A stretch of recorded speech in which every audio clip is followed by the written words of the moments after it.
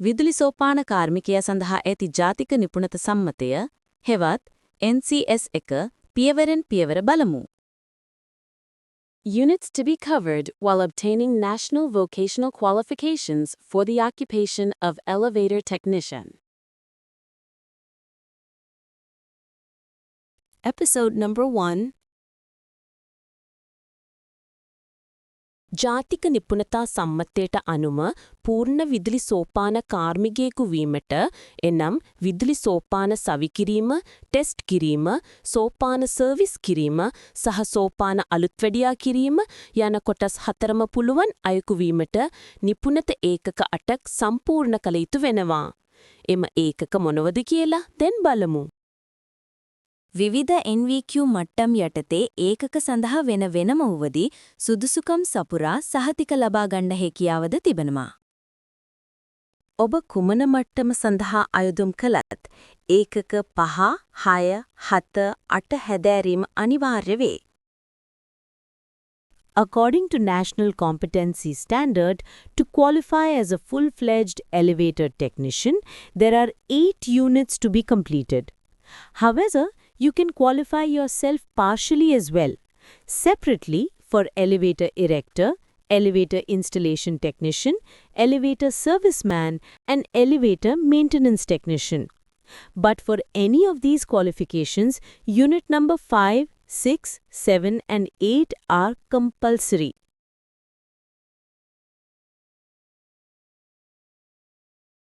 ඒකක අංක 5. මෙම ඒකකය මගින් වැඩබිමේදී අන් අය සමග සහයෝගයෙන් සහ නිවරදිව සංනිවේදනය කිරීම විශේෂයෙන් ශේස්ත්‍රයට අදාළ තොරතුරු දත්ත හුවමාරු කර ගැනීම පිළිබඳව සාකච්ඡා කෙරේ. ලිඛිත සහ වාචික යන දෙකම සලකා බැලේ. Unit number 5. Practice workplace communication and interpersonal relations. This unit covers the competencies required to cooperate with others, interact effectively, and deal with information within the workplace. ඒකක අංක 6. මෙම ඒකකය මගින් වැඩබිමේදී කළ යුතු ගණනය කිරීම, සංඛ්‍යායන, දත්ත හැසිරීමීම්, ලේඛන කියවීම, ඩ්‍රොයිං කියවීම, දත්ත වගු පිරවීම යන ආදිය පිළිබඳව විස්තර කෙරේ. තවද ශ්‍රේෂ්ඨයට අදාළ සිම්බල්ස් සලකුණු ගැනද අධ්‍යයනය කෙරේ. Unit number 6. Apply occupational literacy and numeracy. This unit covers the competencies required to apply literacy and numeracy to participate effectively in activities in the workplace. එකක අංක 7. මෙම ඒකකය මගින් අනිකුත් අයවලුන් සමග සහයෝගයෙන් සහ එකමුතු වැඩ කරන ආකාරය සහ එක් කෙනාගේ කාර්යභාරය සහ වගකීම ගැන කතා කෙරේ. Unit number 7. Work in teams. This unit covers the competencies required to work collaboratively and in cooperation with others and identify roles and responsibilities of members of the team. Unit number 8. Practice occupational health and safety procedures in a workplace.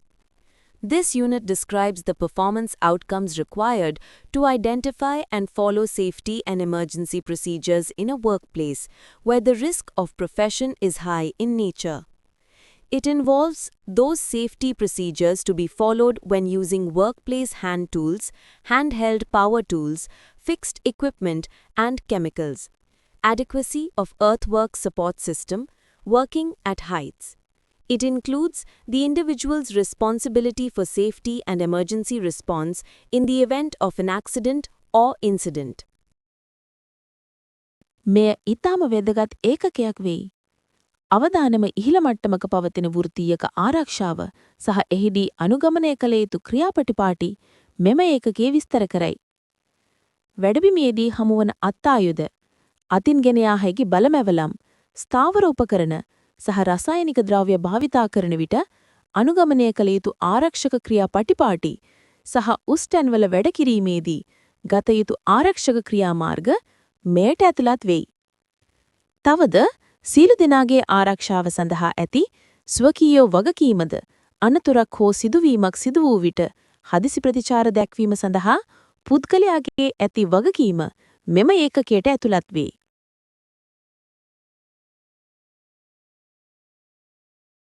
Let us meet up again in episode number 2 to discuss about unit numbers 1, 2, 3 and 4. Bye bye.